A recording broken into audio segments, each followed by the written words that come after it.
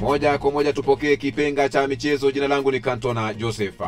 Miamba wa soka wa Skochi, timu ya Celtic imethibitisha kwamba meneja wake Brendan Rodgers leo amewasilisha barua yake ya kujiuzulu. Klabu hiyo imesema imekubali kujiuzulu kwake na Brendan ataondoka kwenye nafasi yake mara moja. Taarifa ya klabu hiyo ya Uskochi imesema inathamini mchakato wa mchango wa Brendan ambayo kwa Celtic katika vipindi vyake viwili vya mafanikio makubwa akiwa na klabu hiyo. Celtic imesema katika kipindi hiki cha mpito meneja wa zamani Martin O'Neill pamoja na mchezaji wa zamani wa Celtic Sean Maloney wamekubali kushughulikia masuala ya timu ya kwanza ya Celtic.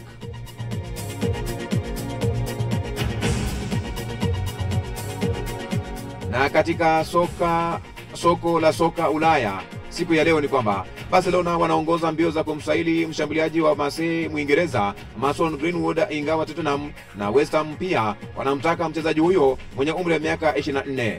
Manchester United na Newcastle wanamfuatilia kwa karibu kiungo wakati wa Uingereza Elliot Anderson, huku Nottingham Forest wakidai ada ya kati ya shilingi zipatazo euro zipatazo 100 milioni sawia na dola zipatazo 120 milioni kwa mchezaji huyo mwenye umri wa miaka 22.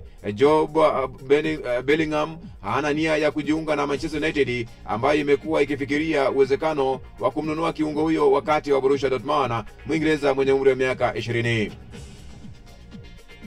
Manchester United itazuia maombi ya uhamisho kutoka kwa kiungo wakati wa Uingereza Kobbie Mainoo miaka 20 na mshambuliaji wa Uholanzi Joshua Zirkzee 24 ikiwa wataomba kuondoka Januari.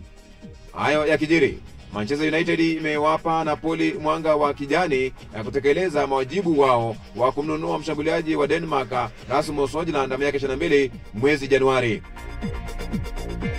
Kwingineko, wananyundo wale ambao ni West Ham wanamfanya mlinzi wa Lille na Brazil Alexandro kuwa kipaumbele chao katika dirisha la uhamisho wa Januari, huko mchezaji huyo mwenye umri wa miaka 26 akiwa na thamani ya euro zipatazo 26 milioni. Kwingineko, Vinicius Junior miaka 25 anafikiria kwa uzito matarajio ya kuondoka Real Madrid baada ya kusema kusikitishwa kwake na meneja Xavi Alonso ambaye alimbadilisha forward huyo wa Brazil mwishoni mwa mechi ya Jumapili ya El Clasico. Na kwingineko, Juventus wameanza mazungumzo na mkufunzi wa zamani wa Napoli na Italia Luciano Spalletti miaka 66 kuhusu kuwa kocha wao mkuu baada ya kumfukuza Igor Tudor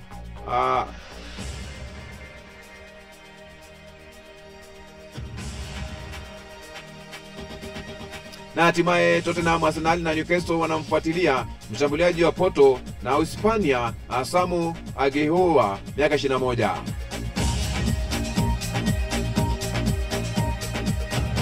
Kabla ya kukata mikatale ya kipenga cha michezo, sikiza, kuna maneno manne muhimu sana maishani: upendo, uaminifu, ukweli na heshima.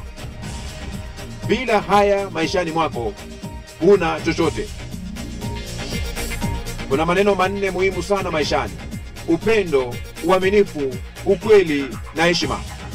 Bila haya maneno maishani mwako huna chochote.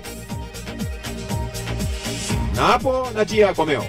Jina langu ni Cantona Joseph na hii ni idhaa ya Kiswahili ya Radio Fortune Africa, ukweli na burudani.